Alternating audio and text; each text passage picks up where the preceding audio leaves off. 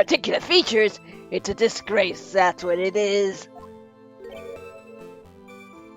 Sorry? You can see all the way up to her.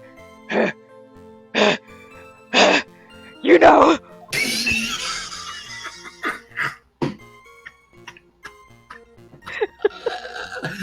My God, Coco. That was really good.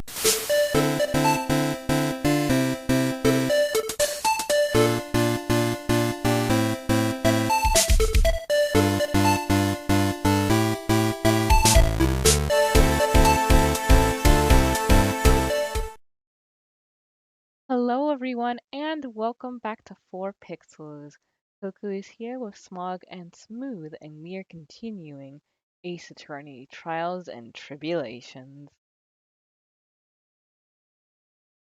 Take it away. It's been such a long time. Okay. Okay. Detective Gumshoe, I think I should point something out to you. There's just one small contradiction in your testimony. Oh, finally! I'm getting all anxious just waiting, so hurry up, will you? You testified that nothing else was missing from the crime scene. However, the prescription bag you mentioned was empty. I hated how I said that. Did the officers recover the medicine from the scene of the crime later? No, they didn't. The victim was given a prescription right before going to Tribulations. Where then did the medicine disappear to? You are too cool, pal! Why the heck didn't you think of this? Indeed. That was supposed to be Coco, right? Oh, was it? I don't think. Maybe. Yes. Yeah. Oh, well. Yep. Oh, you are the judge? Let me. No. Well, I mean, it says here, Smooth the judge on our pinned messages. What? I thought it was. Oh wait, no, she's the other old man. Yeah. Dang. One job. I'm just joking.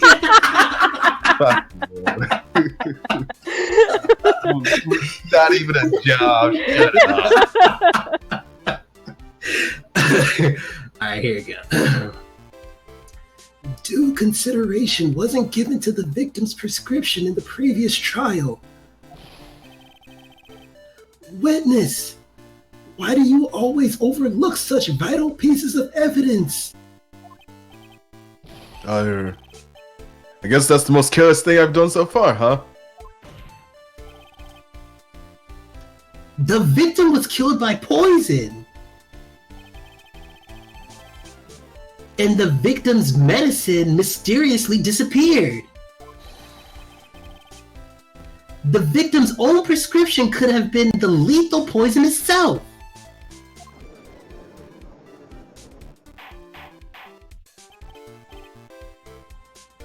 Order.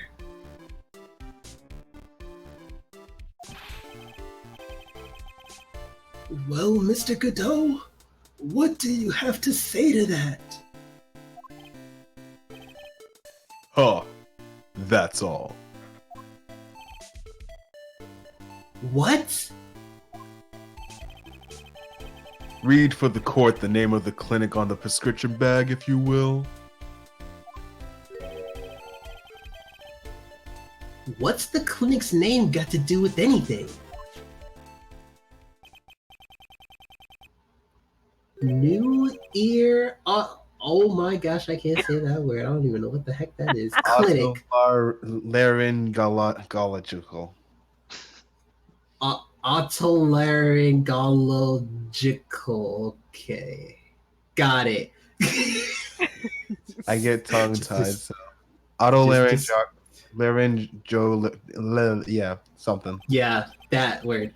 Just what kind of illness was the victim suffering from, Mr. Godot? Hardly any illness, Your Honor. More like a bitter war wound, you could say. A war wound? The day before the incident, Mr. Elg found himself in a fight. He took a blow to the side of the head and ruptured his eardrum.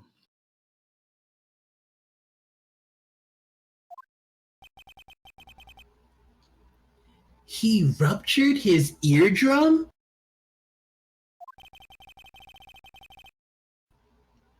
Then what on earth was the prescription he was given?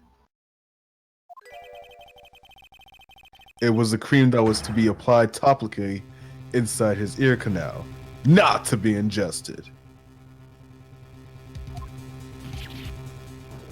What? It's mentioned in the autopsy report if you read the fine print. They found traces of the medication in the victim's left ear. Yes, here it is. In very, very fine print. Let me find my trifles. It seems Mr. L correctly applied some of his medication while he was at Tribulations. Therefore, it would be absurd to believe that he would have eaten his medication.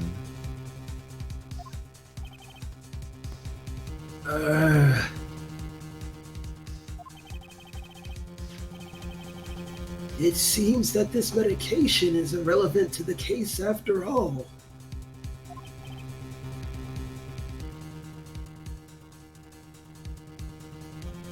No. Nick! If you don't think of something quick, it'll be all over!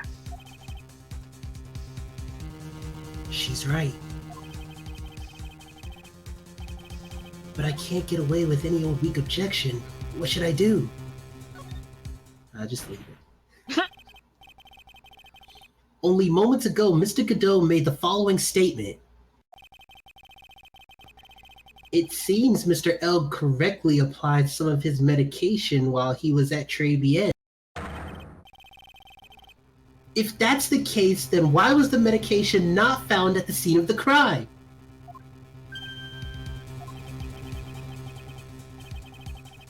But the medication in question was for topical use inside the ear canal. That doesn't change the fact that it could not be found at the crime scene. However insignificant it may seem, it's a lawyer's duty to pursue the truth. You know as well as I do that medication is irrelevant. It hardly seems like that the prescription drug would contain potassium cyanide.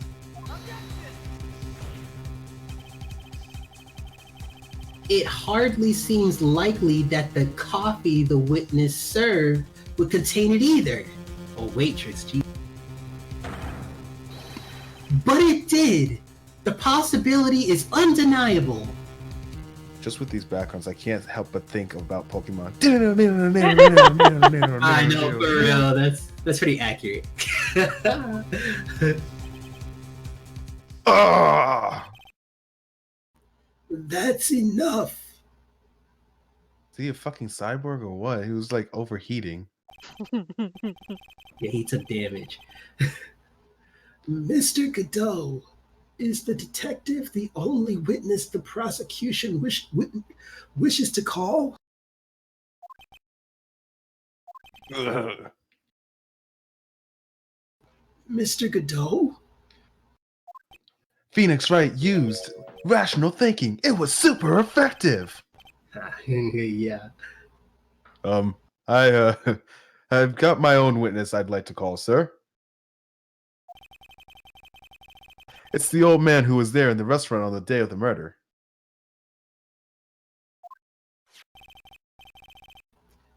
Victor Kudo? The pigeon hater? The other old man.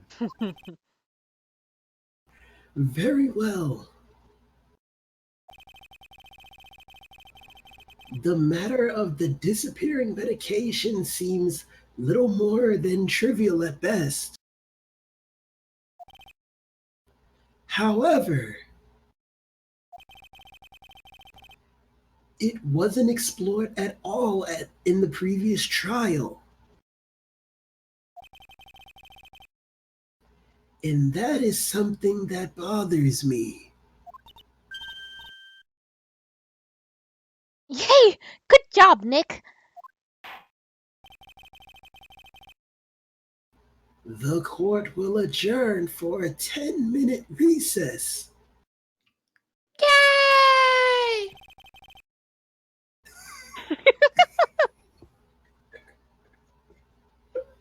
After which we will hear the prosecution's next witness.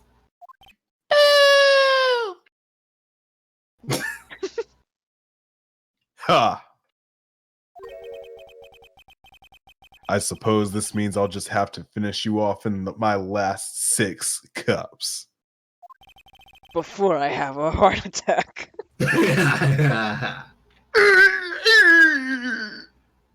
Court is adjourned for recess. Have fun. I'm going on the slide! January 7th, 11:03 a.m. District Court Defendant's Lobby number 1. Phew! That was close. Tell me about it. I nearly died in there. That's my line, sir. No, it's my line! I think I really did die a little bit. Looks like we all nearly died in there. I can't believe Detective Gumshoe! How could he betray us like that? Huh? He said he'd help me. But he totally set me up! I don't think he meant to do that, Maggie. He was backed into a corner. I mean, the guy's got to do his job, right? You were a cop before. It's okay. I know about lies and betrayal. I had them my whole life. But it really hurt this time. It felt like someone punched me hard in the stomach. Or the boobs. Those really hurt. Oh my. I hate that guy. I don't ever want to see him again. Oof. And like somewhere, Gumshoe just clutches his chest and falls to his knees in agony. Oh, no. Poor Gumshoe. Well, you know, he just overheard it. So, the next witness is going to be that old guy from the park, right? Yeah, Mr. Kudo. Lover of waitress outfits and projectile seeds. Projectile seeds. Like the first thing that comes to mind is just like an anime with mecha. Fire the projectile seeds! Gundam. We got him, sir! I bet he's gonna be really stubborn. I mean, he's pretty set in his ways, you know? It's a pigeon anime. We already have a game. We should already get an anime soon. I was actually thinking that. Pretty sure there's a manga, at least. Yeah, he's a big old grouch. Are you going to be able to handle him, Nick? Yeah, I can take whatever he throws at me. Even those never-ending bird seeds.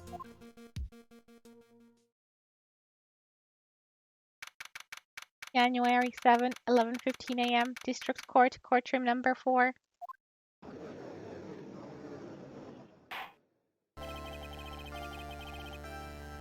Court will now reconvene for the trial of Maggie Bird. Mr. Godot, your next witness, please. The prosecution calls the lucky old-timer who caught the show over a cup of coffee.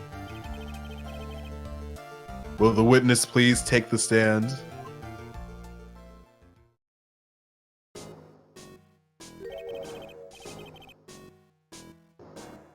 Name and occupation, if you don't mind. The name's Victor Kudo, born and bred in the land of the rising sun. Honor and duty are what make me. Mind you, I can be quite emotional at times too. We don't need to hear about that, Mr. Kudo. Just tell the court your occupation. My occupation? Listen, young'un. How much call do you think there is for kimono embroidery here? Kimono embroidery? That's what I do, or did back in Japan. I embroidered family crests on kimonos. My ancestors were embroidering kimonos before this country even existed. Wow, a real craftsman. They're a dying breed. Hey, maybe he could embroider my costume sometime. My, Oh God, no. Anyway, like I said, there's not much demand for that kind of thing here. So I had to take a job working the cash register at a burger joint, pretending to smile.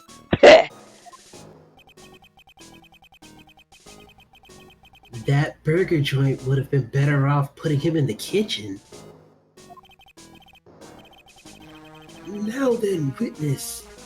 Were you in the restaurant at the time of the incident?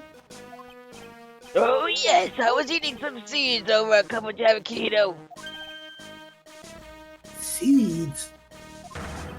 What do you think these are? I see.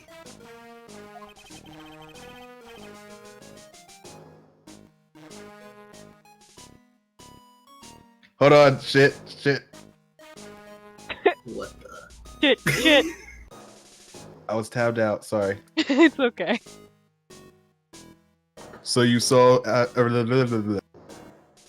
hold on, I need to redo. Just reset. It's alright. So you saw everything that happened, Gramps. Did I? Oh yes I did. I saw it all. Then please tell the court. We're all ears. Sure. I'll tell you. I'll tell you every last detail. He's really getting into this.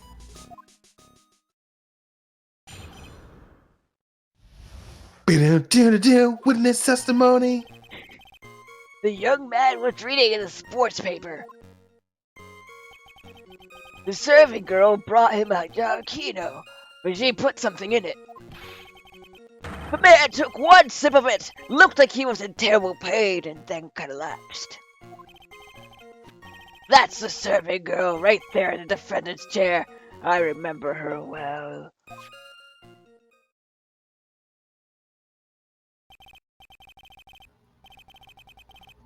Mr. Kudo, she is not a serving girl. Please refer to her as a waitress. You're as bad as the rest of them. All these newfangled words. What's wrong with old-fashioned ones? Newfangled? Actually, I'm curious about. Well, they don't list the judge. I was curious to see which one of them was older. Oh, yeah, I know. I wanted to know too. All this talk of radios and glasses. It's wireless and spectacles, I tell you. Excuse me? Listen to me, everyone! Don't forget the old values! Don't let the good old days slip away! Well, I think it's time to begin the cross-examination, Mr. Wright. Yes, Your Honor.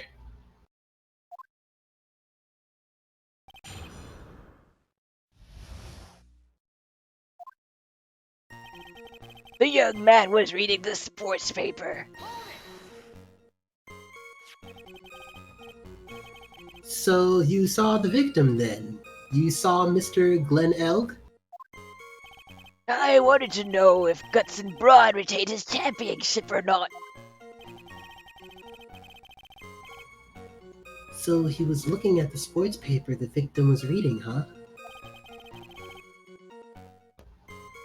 And at the location in question,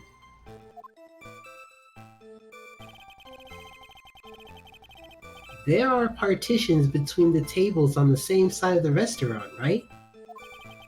So what if there are? If you say that you could see the victim,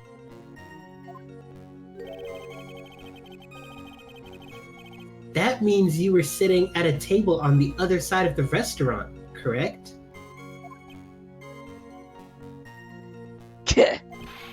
I go to that place to drink to have a keto. I don't go to sit. I don't remember what table I was sitting at. You mean you go there to eye the waitress?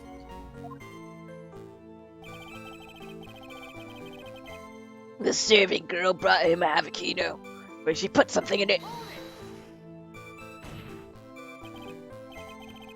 Mr. Kudo, that is a very grave accusation. Are you sure about what you saw? Victor Kudo never makes mistakes! I dot every T and cross every I. I see. My eyesight's fine. The doctor said I only need spectacles for reading and driving.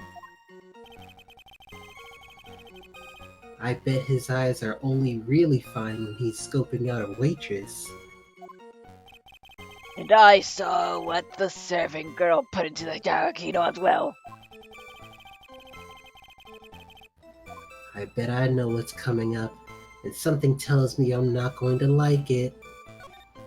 We should leave it then. Your Honor, we need more clarification on what was put into the victim's coffee. I'd like to ask the witness, I would like to ask that the witness add what he knows about this to his testimony.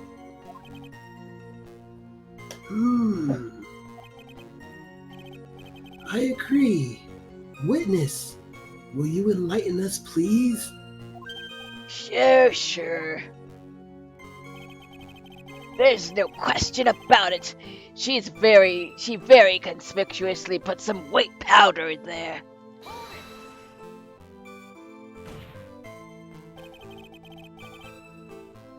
Did she really put that into the coffee? You doubt me, boy! She took some out of a small brown bottle and sprinkled it in. Hey, for real though, that's the first thing I thought. Yeah. Couldn't she have just been adding sugar? Sugar in a small brown bottle like that? Like that? Witness, could you please describe the bottle in more concrete terms? Ha! A bottle like this, perhaps? Oh, there it is! That's the one! That's the bottle of potassium cyanide, I presume. So what did the accused put into the coffee? I think it's clear, don't you?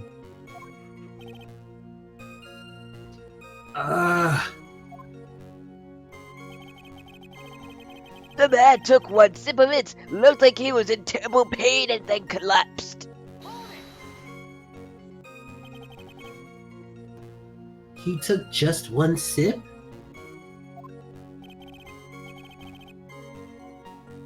You youngins, you waste everything. Those avocados cost $8! In the good old days, we would have drunk every last drop, eaten the cup, and then died. Are you serious? Congratulations, you have earned the title of Battiest Man to Grace a Courtroom.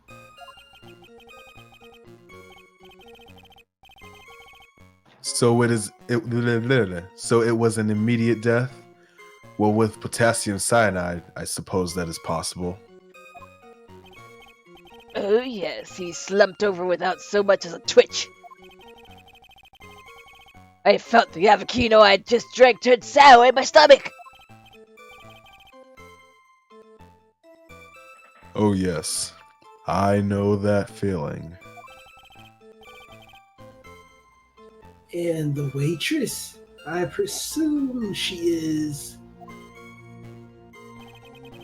That's the serving girl right there in the defendant's chair. I remember her well.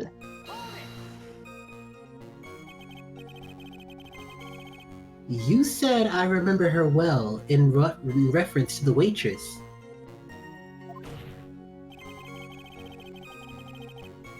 Oh. Did she have any particular features that you can identify her by? Particular features? It's a disgrace, that's what it is. Sorry? You can see all the way up to her. You know!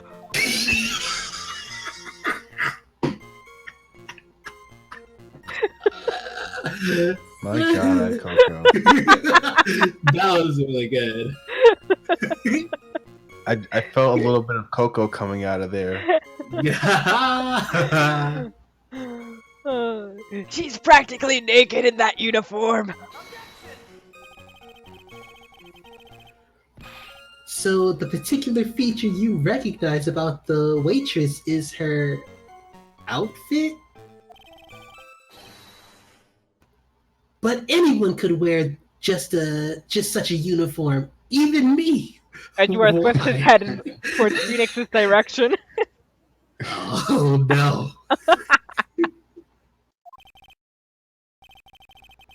Mr. Wright, please spare the court of any further mental anguish from that image. Screw you, he'd look beautiful. Don't get all excited, Nick. You've got to keep yourself together. I guess I got a bit carried away. If he ever wore that outfit, the first thing that I would think of for a song would be the song from RuPaul's Drag Race. Legs, legs, what's on the menu? Legs, legs, what's on the Oh menu? my Legs, gosh. legs, what's on the menu? Legs. That has to be some sort of DLC or something. Oh yeah. Get on it, Capcom. Gah, there are other things too. There are other things I recognize about her too. He seems pretty sure of himself. What should I do? Should leave it. Sure, you saw a waitress take the coffee over to the victim. But what matters is whether that waitress was Maggie Bird or not. Quite right. Mr. Kudo, these other features that you recognize about the defendant, I would ask you to add them to your testimony. Sure. There was a ribbon in her hair and her apron straps were loose.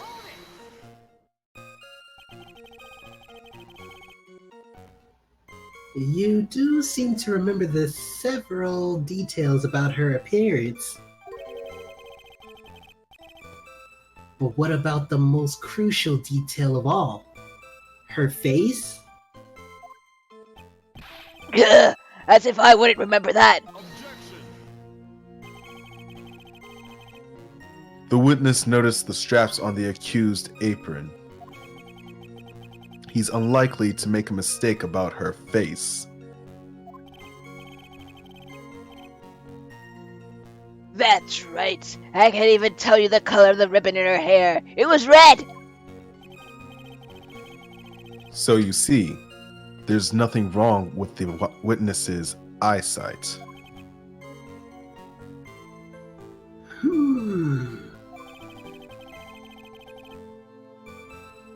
There's no doubt he remembers the waitress pretty well. What should I do? I get the feeling there's something more to this somehow.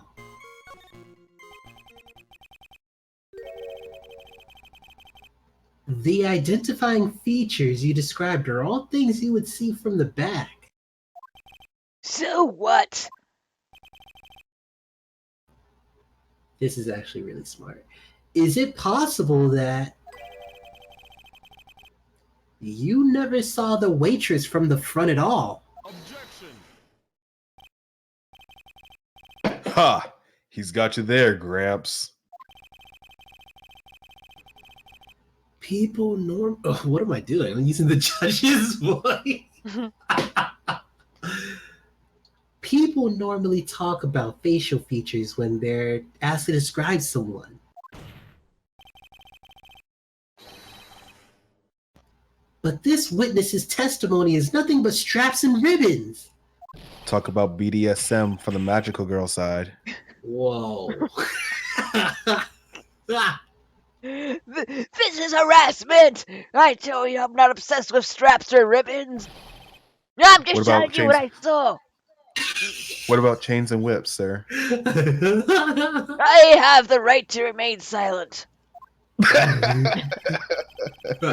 True. Mr. Kudo, the court requests that you add details about any identifying features. Features you observed from the front. That is, to your testimony.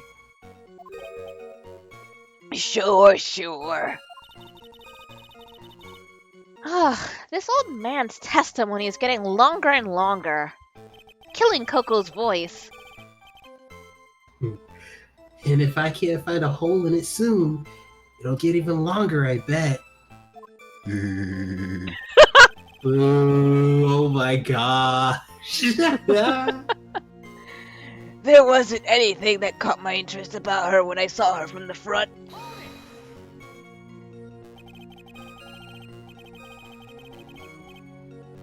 You didn't find anything to be distinct, but you clearly saw the victim's face, yes? No question about it! I didn't come this far to back down now. Victor Kudo never backs down. That's not the answer I was looking for, but okay. This has turned into a matter of pride for old Seedy now, I guess. I wonder if you really did see Maggie's face or not. Like I thought, we need some concrete proof of this. Proof that the old guy didn't see the waitress clearly from the front. I actually know what we have to present. Do you think old Seedy really saw Maggie do it? Well, he probably had his eye on the waitress the whole time. That's why he was there. But he was there for the cute outfits, right? Not the waitress. I guess. She makes a good point, though. Hey! Did I just say something clever? I wonder if the waitress Mr. Koodle saw really was Maggie. Yeah, they kind of pointed it out a few times. That's what we have to figure out, Nick.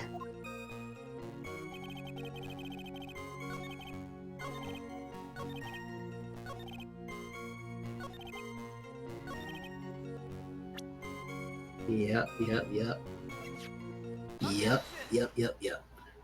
And with that, we will end this episode right here. Thank you guys What? for joining us, and see you next time. No! I wanted to do like some like Naruto from Naruto spoof series. I don't know if you know a Little Karibo, but I think it's too silly, so whatever. I've seen the Yu-Gi-Oh! rage when that's another. Sasuke! No. We've been over this 100 times now.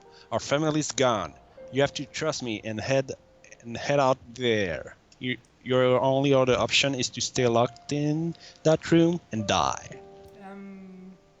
You don't have to answer this, but I'm gonna guess they're siblings.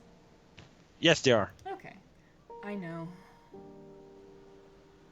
Your goal is to talk to one of the Tazan leaders and convince them to take their spaceship and leave. Somehow I get the feeling it's not gonna be that easy. Oh, you could be surprised. But why hasn't anyone done something about them? Hasn't the rest of the world noticed what's going on here? We'll have to take this one step at a time. You really have to get going soon, or the Tazan will find you. Okay. I mean, we're siblings, but I have a completely different accent. I have a French accent. So.